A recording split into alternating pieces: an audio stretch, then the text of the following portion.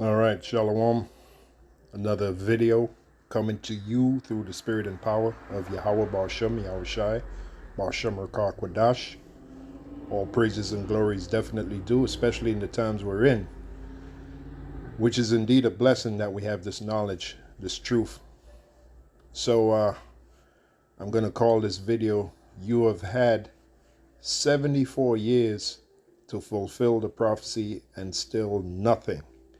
You have had 74 years to fulfill the prophecy and still nothing.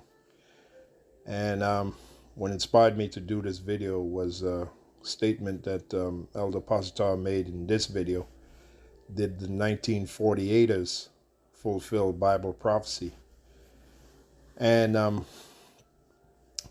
what he means by fulfilling Bible prophecy as being the Israelites that the Bible foretold would come back into power and rule the world, headquartered from the land of Israel, in particular the city of Jerusalem. Now the answer to that is no. The answer to that is no. Back in 1948, this is why we call them the 1948's. Back in 1948, you had something called the State of Israel. All right. Let's read this caption here. This is what happened when I Googled May 14th, 1948. It says the Arab-Israeli War of 1948. Now listen to this, which makes a mockery of that Declaration of Independence of Israel in 1948. This makes a mockery of prophecy, and I'll show you why. It says the Arab-Israeli War of 1948 broke out when 5 Arab nations invaded territory in the former Palestinian Mandate immediately following the announcement of the independence of the State of Israel. And this was on May 14th, 1948. So that very day, war broke out between the so-called, Arabs and the so-called Jews, the small hatters. Now, when you contrast that, what we just read here, according to Bible prophecy, it shows them to be the big joke that they are, the small hatters, claiming that they are the people of the Lord, claiming that they fulfill the prophecy of the Lord's chosen people returning back to the land of Israel. Let's read the book of Isaiah, the 2nd chapter. The 2nd chapter, beginning at the 1st verse. Excuse me. It says, the word that Isaiah, the son of Amos, saw concerning Judah and Jerusalem. And it shall come to pass in the last days that the mountain of the Lord's house shall be established in the top of the mountains, and shall be exalted above the hills, and all nations shall flow unto it. Now, supposedly, for them, that took place in 1948. They made this big declaration of independence. The Israel state, or the state of Israel, they made this big declaration of independence back in 1948, right? Let's keep reading. It says, and many people shall go and say, come ye, and let us go up to the mountain of the Lord, to the house of the power of Jacob, which represents the Israelites. And he will teach us of his ways, and we will walk in his paths. For out of Zion shall go forth the law, and the word of the Lord from Jerusalem. And he shall judge among the nations, and shall rebuke many people. And they shall beat their swords into plowshares, which is farming tools, and their spears into pruning hooks, more farming tools. Nation shall not lift up sword against nation, neither shall they learn war any more, So are you trying to tell us that that was fulfilled back in 1948 when you made this Declaration of Independence? That prophecy that I just read there, which, by the way, indeed is a prophecy, and this was written, what, around 700 BC, somewhere around there, by the prophet Isaiah, and this prophecy still has not come to pass. We're still waiting for this prophecy that I read here to come to pass, because it certainly did not happen in 1948. What's the proof? In 1948, you had these so-called Arabs, right, Ishmaelites, if you will, come against you and fought war against you that very day that you made your Declaration of Independence. So what this does is make you 1948ers, you small headers, make you look like a joke. Okay? This prophecy here makes you look like a joke. You are not the people foretold to go back to the land of Israel, Isaiah 14:1, right? Isaiah 14:1. Let's go there real quick. You are not those people, man. Isaiah 14:1. Let's read it. It says, "For the Lord will have mercy on Jacob, and will yet choose Israel, and set them in their own land. And the strangers shall be joined with them, and they shall cleave to the house of Jacob." Right? That is not talking about you.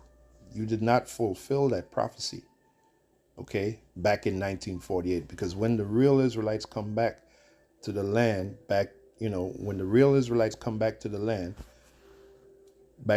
of Israel, we just read it in the same book, Isaiah, the second chapter. Let's go back and read it again. Isaiah 2:4, right to the point. "And he shall judge among the nations, and shall rebuke many people, and they shall beat their swords into plowshares." Those are the other nations that's going to serve the nation of Israel when the real Israelites go back to the land of Israel in rulership and power, right? Complete with King David, and this is pursuant to Ezekiel, the book of Ezekiel, the 36th chapter, complete with King David ruling over them, right? "And he shall judge among the nations, and shall rebuke many people, and they shall beat their swords," their weapons of war, that is, "into plowshares." Those are farming tools. All right, because the other nations are going to be slaves to the Israelites in the land of Israel. Okay? "And their spears into pruning hooks," more farming tools. Their spears into pruning hooks. "Nation," here it is right here, "nation shall not lift up sword against nation, neither shall they learn war anymore." So there's not supposed to be any kind of war, right? There's not supposed to be any kind of war after the real Israelites go back to the land of Israel and set up the kingdom of heaven, if you will, on earth, headquartered from the land of Israel, in particular the city of Jerusalem. There's not supposed to be war anymore. Yet, on the day of May 14th, 1948, there was war on that very day.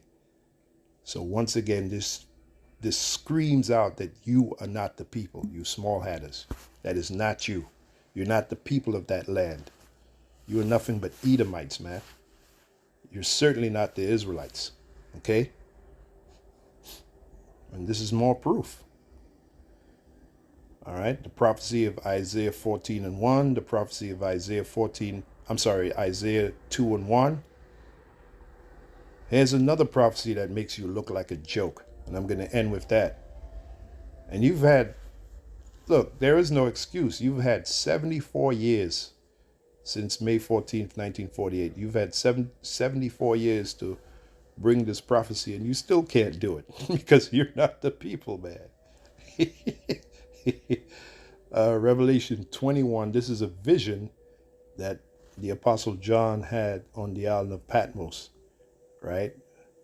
And he saw the city of Jerusalem. Let's read about it. And one of our members, a brother from England, all right, the brother's name is, I believe his name is Karabai, all right, his wife, which I might add happens to look like a so-called white woman, his wife actually had a dream of this vision here, because she saw herself in the city of Jerusalem, and she saw herself in the reflection of the city, and she looked like a so-called black woman, meaning she had a pigment and all of that, man. Okay, so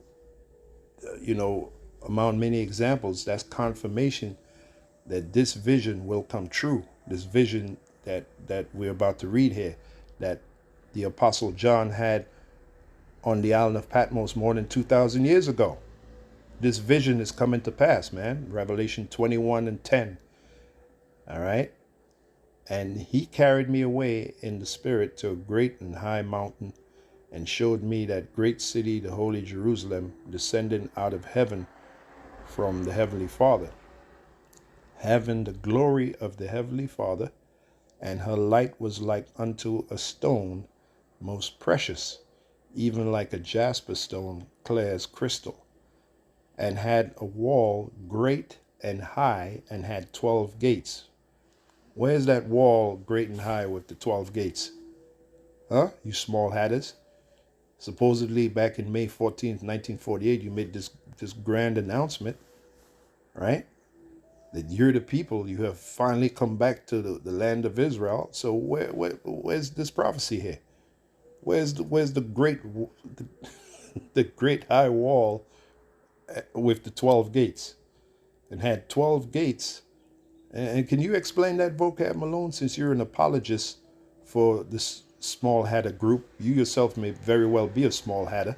Can you explain this? Can you explain why it's been 74 years and we have not seen this great high wall with the 12 gates that the Apostle John saw on the island of Patmos in his vision? Can you explain that?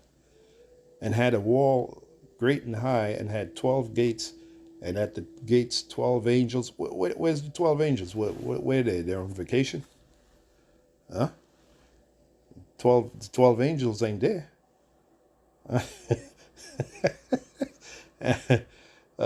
12 angels and names written thereon. You want to make these small hatters look foolish? This is one of the prophecies you bring to them and ask them, why hasn't this been established yet? It's been 74 years, right, since 1948. Why hasn't this prophecy been established yet? All right? Because this proves only one thing, that you are not the people. That's why. And had a wall great and high, and had 12 gates, and at the gates 12 angels, and names written thereon, which are the names of the 12 tribes of the children of Israel. Uh-oh. And on the east 3 gates, on the east of the city of Jerusalem, right? It's supposed to be 3 gates. And on the north 3 gates, and on the south 3 gates, and on the west 3 gates. And the wall of the city had 12 foundations. Where's the 12 foundations of the city of Jerusalem? And in them the names of the 12 apostles of the Lamb. Again, where's the 12 apostles of the Lamb on each foundation? This is literally going to happen. Okay, this is literally going to happen. This is a future prophecy of how the city of Jerusalem is going to look like when Yahushua comes back, presses that reset button, destroys Esau's kingdom and his society, his aspirations of a so-called New World Order, where he wants everyone electronically tagged. After Yahushua destroys all of that and brings this world back in some sense of balance, that's what's going to happen. This prophecy right here that I'm reading. That's when the land of Israel is going to be set up, man, with the real Israelites ruling, complete with our leader underneath Yahushua, of course, King David. And that's according to Bible prophecy. Okay, this is when this is going to be established. And if you say, well, nah, that's not that. Well, explain why it didn't happen in 1948 then. And here it is, it's been 74 years and still it hasn't happened yet. And it's not going to happen because you ain't the people. That's what that proves. Let's read the 14th verse. And the wall of the city had 12 foundations, and in them the names of the 12 apostles of the Lamb. And he that talked with me had a golden reed to measure the city and the gates thereof and the wall thereof. So, like I said, this is actual. This is an actual vision that John saw. And the city lieth foursquare. Yep, 4 squares. And the length is as large as the breadth. And he measured the city with the reed, 12,000 furlongs. The length and the breadth and the height of it are equal. And he measured the wall thereof 144 cubits, according to the measure of a man, that is of the angel. And the building of the wall of it was of jasper, and the city was pure gold like unto clear glass. And like I said, the brother from England, his wife, she had a dream where she was in the city, and she actually saw her reflection in the, either in the building of the city, if I remember he was saying, or the street of the city. Either was the street or the building, because the city is going to be pure gold. Again, where's that in 1948? May 14th, 1948. Where's the city of pure gold, huh? It's been 74 years. And the building of the wall of it was of jasper, and the city was pure gold, like unto clear glass. Man, this makes you small hatters look dumb, man. You look dumb. All right, you're not the people, man. Okay? And you was hoping that our people would never wake up to information such as this, prophecies such as this, because you knew once that day came that your cover would be blown. I'm talking about you small hatters, you 1948ers. You knew that your cover would be blown. That pathetic apologist you have representing you, Vocab Malone, there's nothing he can do to patch this. There's no patch job in the world that he can possibly do to make this fit what I'm reading here. Okay? Let's keep reading. It says, and the foundations of the wall of the city were garnished with all manner of precious stones. Oh, man, we're going to have a hell of a kingdom, man. We are going to have one hell of a kingdom. Facts, okay? Facts. And the foundations of the wall of the city were garnished with all manner of precious stones. The first foundation was jasper, the second sapphire. And by the way, all these precious stones, they carry a heavy vibration. So our kingdom, just walking in the streets of Jerusalem, when our kingdom is established, we're going to have a heavy vibration, man. It's not going to be anything like the piece of shit toilet bowl we're in right now. And I say that with the most emphasis, man. We're in a piece of shit toilet cesspool right now, man. That's what we're in, man. Absolutely, man. Okay? And I say that with conviction, the utmost conviction. And the foundations of the wall of the city were garnished with all manner of precious stones, which carry a vibration. Each stone carries a beautiful vibration to the body. Okay?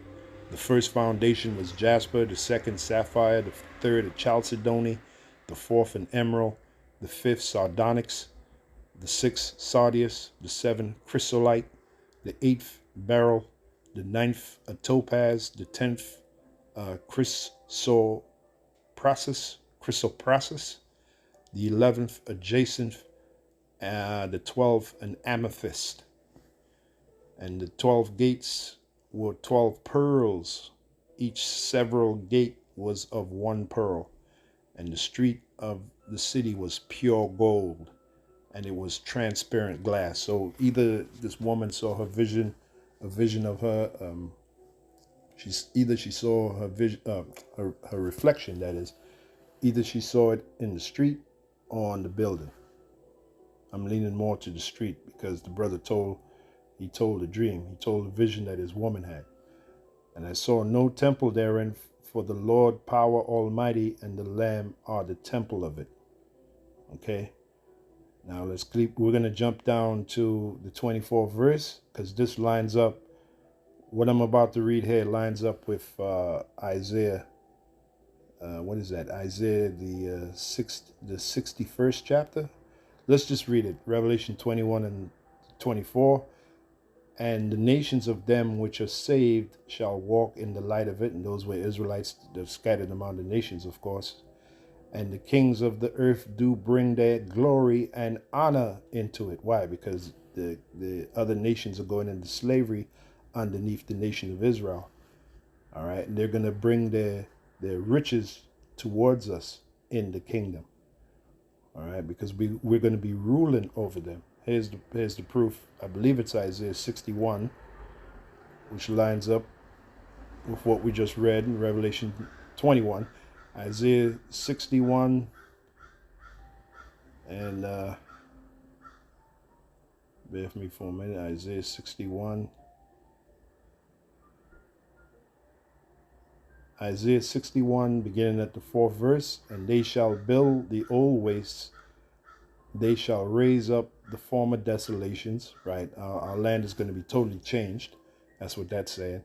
And they shall repair the waste cities, the desolations of many generations, and strangers shall stand and feed your flocks. Those are the other nations which are going to be our slaves, beginning with the nation of Edom. Well, we're going to have the Edomites out in the fields working, man. We ain't even going to have them feeding our flocks. I know as for me, I ain't going to have no goddamn Edomites feeding my flock. That job will be reserved for the other nations. The Ishmaelites, the Hamites, the Edomites, they're going to be working out in the field where they belong. And strangers shall stand and feed your flocks, and the sons of the alien shall be your plowmen and vine dressers, slaves. But ye shall be named the priests of the Lord. Men shall call you the ministers of our power. This is when the Israelites are set up. Did this happen back in 1948? Come on, don't make me laugh, man. But ye shall be named the priests of the Lord. Men shall call you the ministers of our power. Ye shall eat the riches of the Gentiles, the other nations, and in their glory shall ye boast yourselves. See? So they're going to bring all their riches to us. All right? They are going to bring all their riches to us. Okay? So that's one scripture, Isaiah 61 and 6. Now, I believe there's one in Isaiah 60. Yep, let's read it. Isaiah 60 and 1. Arise, shine, for thy light is come, and the glory of the Lord is risen upon thee. For behold, the darkness shall cover the earth, and gross darkness the people, but the Lord shall arise upon thee. Yet through this knowledge, he's given us this knowledge, this truth. We know what's going on. We're not in darkness anymore. And his glory shall be seen upon thee, and the Gentiles shall come to thy light, and kings to the brightness of thy rising. And our city is literally going to be bright with all the gold and the different pearls, precious manner of stones that's going to be in our city. It's going to be like no city on the planet Earth, man. The city of Jerusalem. Check that out. And the Gentiles shall come to thy light, and kings to the brightness of thy rising.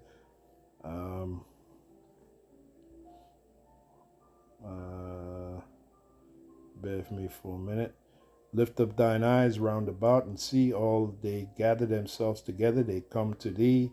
Thy sons come from far, and thy daughters shall be nursed at thy side. Then thou shalt see and flow together, and thine heart shall fear and be enlarged, because the abundance, listen good, the abundance of the sea, that's the other nations, shall be converted unto thee. The forces of the Gentiles shall come unto thee. That's their riches. See?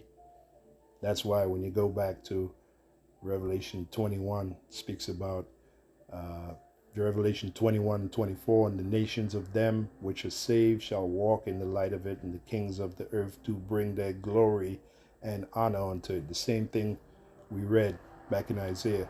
And the gates of it shall not be shut at all by day, for there shall be no night there.